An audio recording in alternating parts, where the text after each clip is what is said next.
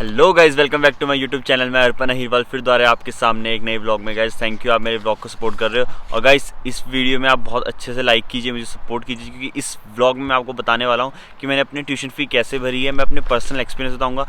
ऐसा नहीं कि मैं कुछ भी बना के बता दूंगा कि मैंने ऐसे ट्यूशन फ़ी बनी है। जो मेरा पर्सनल एक्सपीरियंस रहा है वो मैं बताऊंगा। और गाइज मेरे एक्सपीरियंस से आपको क्या हेल्प होने वाली है मैं बता देता हूँ, क्योंकि यहाँ पे हर स्टूडेंट्स अलग कोर्स लेके आता है। किसी का 4 सेमेस्टर कॉन्टिन्यूस कोर्स होता है, किसी के बीच में ब्रेक होती है, किसी की कोअप होती है, किसी का 3 इयर्स कोर्स होता है। तो गाइस मेरे एग्जांपल से आपको आपके सारे डाउट्स क्लियर हो जाएंगे, क्योंकि मेरे एग्जांपल में आपको कोअप भी मिलेगी, ड्रॉप टाइप भी हो जाएगा, 4 महीने का कॉन्टिन्यूस सेमेस्टर भी होगा और 3 ईयर प्रोग्राम भी हो जाएगा। तो मेरे अकॉर्डिंग मेरा जो एग्जांपल रहेगा, ये जो पर्सनल एक्सपीरियंस रहेगा, अगर मैं शेयर करता हूँ तो हर एक बच्चे को हेल्प मिलने वाली है कि मैंने पर्सनली कैसे पे की अपनी ट्यूशन फ़ी। तो मैं आपको बताता हूँ। ये मैंने आज नोटबुक में थोड़ा सा नोट्स भी लिख रखा है, ताकि कुछ बताते वक्त चीज़ छूट ना जाए, क्योंकि कई बार हम बताते हैं वर्बली इंपॉर्टेंट भूल जाते हैं। इसलिए मैंने इसमें लिख दिया। इन केस अगर मुझे कोई पॉइंट हाईलाइट मैंने किया होगा, अगर इन केस मुझे कोई पॉइंट बताना है तो मैं देखकर आपको सारा एक्सपीरियंस बताऊँगा, मेरा पर्सनल एक्सपीरियंस। तो गाइस अब शुरू करते हैं वीडियो को लेट ना करते हुए। तो गाइस मैं पहले आपको बता दूं कि मैं आया कब। मैं कनाडा में आया था 2018 दिसंबर 13 को। और मैं आपको बता दूं जो मेरा कोर्स था वो 3 ईयर प्रोग्राम था, जिसमें मेरे 4 सेमेस्टर कॉन्टीन्यूस थे।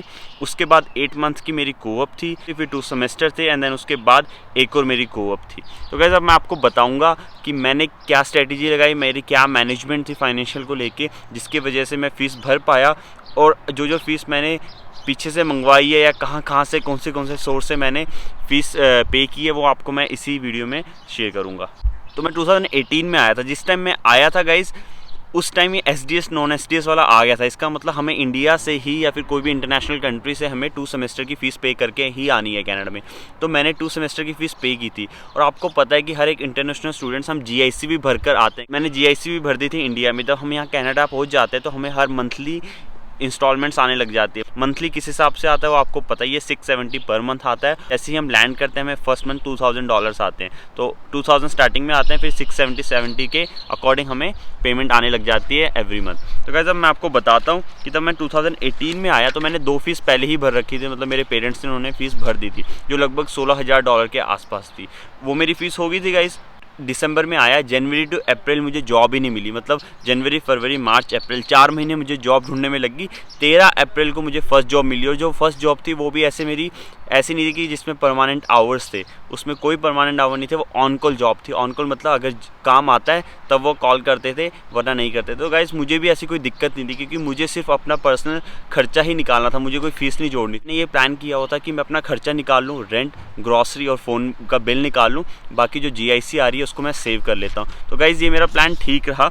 मैंने अप्रैल टू अगस्त मतलब $670 में GIC तो सेव करता ही था। अप्रैल में मुझे जॉब मिला और अगस्त तक, मतलब सिर्फ अप्रैल, मई, जून, जुलाई, अगस्त 5 महीने में मुझे 3rd सेमेस्टर की ट्यूशन फ़ी की डेडलाइन आ गई थी।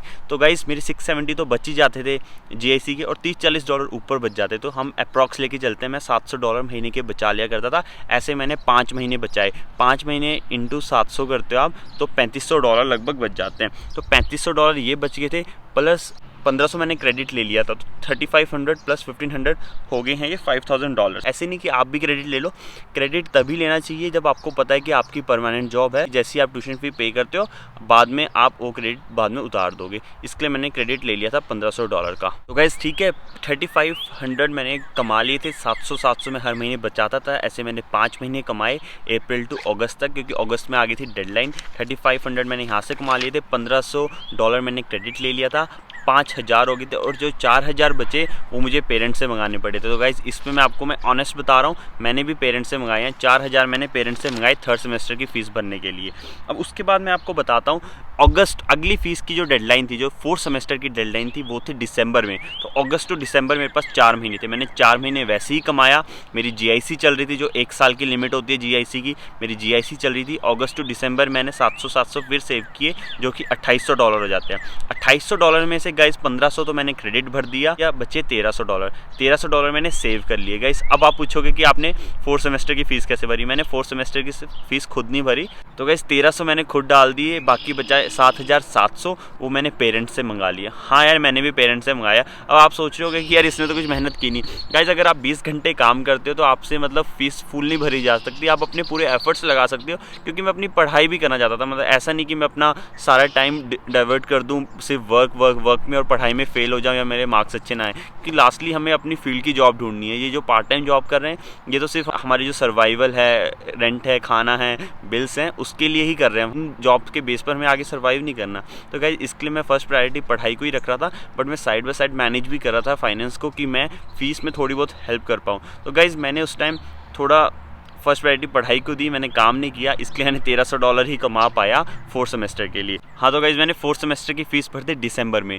अब मेरा सेमेस्टर 4th शुरू होने वाला था जनवरी टू अप्रैल। तो यार जनवरी टू अप्रैल वाले में मैंने क्या किया देखना, यहाँ पे मैंने ट्रिक बहुत अच्छी लगाई। ट्रिक नहीं मतलब मैंने बहुत अच्छा माइंड यूज़ किया, मैंने मैनेज की चीज़ को। क्योंकि दिसंबर टू स्टडी जब हमारा सेमेस्टर शुरू होता है तो बीच में एक शेड्यूल ब्रेक आती है, मतलब सेमेस्टर ब्रेक बोलते हैं जिसको, वो आती है। वो लगभग 15 दिन के लिए आती है। मैंने 15 के 15 दिन काम किया, क्योंकि उस टाइम हम फुल टाइम कर सकते हैं। स्टडी ब्रेक और सेमेस्टर ब्रेक में हम फुल टाइम काम कर सकते हैं। तो मैंने फुल टाइम काम किया, जिसमें $1500 मैंने कमा लिए। $1500 कमा लिए।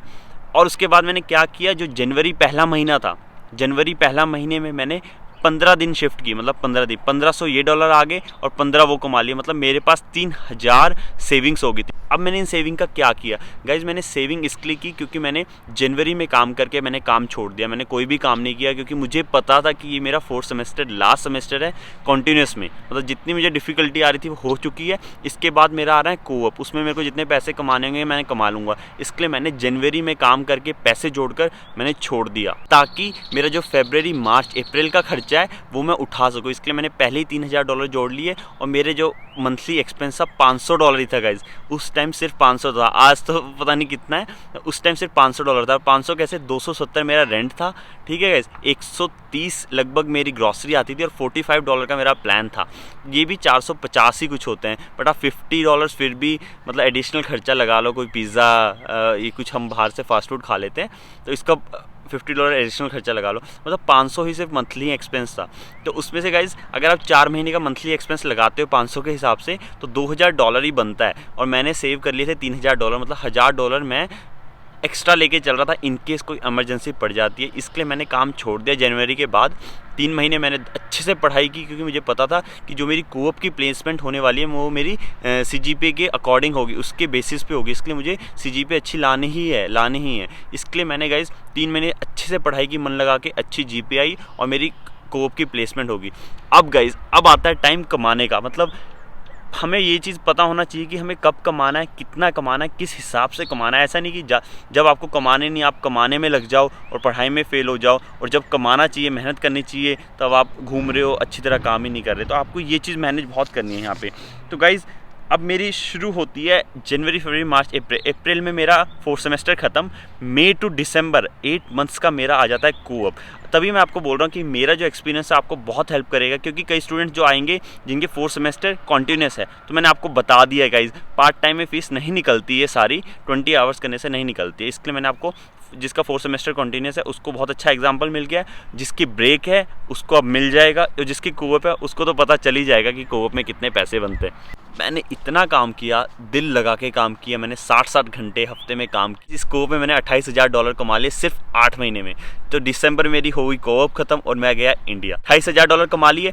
तो मेरा सेमेस्टर अभी भी बचा था, 5th सेमेस्टर, 6th सेमेस्टर भी बचा था। तो $28,000 में से मैंने 16,000 भर दी अपनी फ़ीस 2 सेमेस्टर की। 5th सेमेस्टर, 6th सेमेस्टर की फ़ीस ख़त्म, ठीक है। वो मैंने खुद भरी है, मतलब ठीक है, मानता हूँ मैंने 4th सेमेस्टर की भी मम्मी पापा से ली। तो 5th सेमेस्टर, 6th सेमेस्टर मैंने फ़ीस खुद भर दी। उसके बाद भी मेरे पैसे बच गए, क्योंकि मैंने 28,000 कमा लिए थे। उसके बाद मैं गाइस इंडिया चला गया, क्योंकि काफ़ी टाइम से घर भी नहीं गया था, उनको भी मिलना ज़रूरी था। तो मैं 8,000 इंडिया के टूर में, मतलब मैं इंडिया था, लगभग 4 से 5 लाख मेरे इंडिया में लग गए। क्योंकि गाइस उस टाइम बहुत एक्सपेंसिव फ़्लाइट हो रखी थी कोविड के टाइम। ये अपना 3 डेज़ क्वारंटीन होटल कराना था। उसके बाद मैं तब इंडिया गया तो मैं अपने पीछे से यहाँ पे रेंट भी भर रहा था, मेरा फ़ोन का बिल भी भर रहा था। तो खर्चे तो उतने ही थे, बस मैं चला गया था। तो गाइस अब इसका फ़ायदा क्या हुआ, मेरा $8,000 मैंने जो डॉलर इंडिया लगाए उसमें मेरा 5th सेमेस्टर भी खत्म हो गया, क्योंकि मैं 2.5-3 महीने बाद आया हूँ। अब मेरी बचा लास्ट सेमेस्टर। तो गाइज अब सब पूछ रहे हैं कि आप काम क्यों नहीं कर रहे। मैंने जो अभी वीडियो डाली है लास्टली, मैं काम नहीं कर रहा, मेरे को मिल गया काम है फिर भी इसके लिए नहीं कर रहा, क्योंकि गाइज हम पैसे कमाते क्यों हैं कि इन केस तो हमें ज़रूरत पड़े हम थोड़ा रिलैक्स अपने जो मेन चीज़ है उस पर ध्यान लगा सकें। तो इस टाइम मेरी मेन चीज़ है पढ़ाई, ना कि काम। और मेरे पास पैसे हैं जो कि मैंने मेहनत किए थे जिस टाइम कोप के टाइम, उस टाइम मैंने इतनी सेविंग कर ली थी कि मेरी 2 फीस भी भर गई, मैं इंडिया भी चला गया और उसके बाद भी मेरे सेविंग्स रह गई है। इंडिया से आने के बाद मेरे पास सेविंग्स पड़ी है $4,000। ठीक है, $4,000 मेरे अकॉर्डिंग 4 महीने जो मेरा लास्ट सेमेस्टर है 6th सेमेस्टर, इसके लिए सफिशिएंट है। इस सेमेस्टर कोई काम नहीं कर रहा हूँ, 5th सेमेस्टर मैंने इंडिया लगाया, 6th सेमेस्टर मैं कोई काम नहीं कर रहा हूँ क्योंकि मेरा सेविंग पड़ी है। इस सेमेस्टर मैं मानता हूँ मेरे एक्सपेंस ज़्यादा हो गए, मेरा रेंट 350 हो गया है, खाना भी मेरे $200 का आ जाता है, ऊपर से मेरा जो फ़ोन का बिल है वो भी $130 जाता है। मानता हूँ $700-800 के पास मेरा एक्सपेंस हो गया है, बट उसके अकॉर्डिंग भी आप 700 या 800 भी करते हो। 800 × 4 8 16 32 $3,200 आपको चाहिए होते हैं 4 महीने यहाँ रहने के लिए। तो गाइज़ मेरे पास 4,000 पड़ा है, मतलब $800 मैंने एक्स्ट्रा ही कर रखा है, तो सफिशिएंट मनी है। ऐसे मैंने मैनेज किया है अपने पूरे 3 साल की जर्नी को। अब मैं इसके लिए काम नहीं कर रहा क्योंकि मुझे पता है कि अभी मेरी प्लेसमेंट शुरू हो जाएगी। और गाइज़ मैंने जैसे बताया GPA के बेसिस पे मेरे कोर्स में स्पेशली हायर करते हैं, प्लेसमेंट्स होती है, इसलिए मैं हाई GPA लाना चाहता हूँ। इसलिए मैं कोई काम नहीं कर रहा हूँ, सिर्फ पढ़ाई पे ध्यान है। और बीच बीच में यूट्यूब पे जब भी टाइम मिलता है मैं यूट्यूब पे वीडियो बनाता हूँ। तो गाइस अब मेरी प्लेसमेंट शुरू हो जाएगी और उसके बाद की जर्नी तो मैं आपको आगे की वीडियो में बताता रहूँगा। तो थी मेरी पूरी 3 ईयर की जर्नी की, मैंने कैसे फाइनेंस को मैनेज किया है, कैसे मैंने फ़ीस भरी है, कहाँ से मैंने हेल्प ली है, कौन कौन से सोर्सेज से। तो गाइज़ अगर आपको ये वीडियो किसी भी तरीके से हेल्प कर रही हो तो गाइज़ प्लीज़ लाइक बटन दबा दीजिए और शेयर कीजिए, सब्सक्राइब कीजिए और बेल आइकन भी दबा दें ताकि आप कोई वीडियो मिस ना करें। गाइज़ ये वीडियो को आप अपने फ्रेंड्स को भी शेयर करें ताकि उनको भी आइडिया हो कि जिसकी कोऑप है वो इतना पैसों की तरफ ध्यान ना दे। कोऑप में अच्छे से पैसे कमाए जाते हैं क्योंकि वो पेड कोऑप होती है कनाडा में। किसी का ड्रॉप है वो भी सेम ही है कोऑप की तरह, बस उसमें आप नॉन रिलेटेड कोर्स पे काम करते हैं, कोऑप में आप अपनी फील्ड में ही काम करते हैं। इतना सा फ़र्क होता है, पैसे वहाँ भी कमाते हैं। इसलिए मैं आपको बता रहा हूँ अगर आपके कोऑप है या ड्रॉप है तो इतना पढ़ाई पर मतलब सेक्रीफाइस ना कीजिए, पढ़ाई पहले फिर काम। अगर आपका नहीं है 4 महीने कॉन्टीन्यूस है तो गाइज़ मैंने आपको हिसाब बता ही दिया, आप पूरी फीस तो नहीं भर पाओगे और ये रियलिटी है। बाकी आप कैश कुश पे काम करना है वो आपके ऊपर है, बाकी मैं तो आपको सजेस्ट नहीं करूँगा। तो गाइज़ ये थी 3 ईयर की पूरी जर्नी। अगर आपको अच्छी लगी हो तो गाइज़ प्लीज़ अपने दोस्तों को शेयर करो ताकि उनको पता चले। थैंक यू आप मेरी वीडियो को इतना प्यार दे रहे हो। तो मिलते हैं नेक्स्ट व्लॉग में, तब तक के लिए बाय बाय, टेक केयर, अपनी फैमिली का और अपना ध्यान रखें। Bye bye.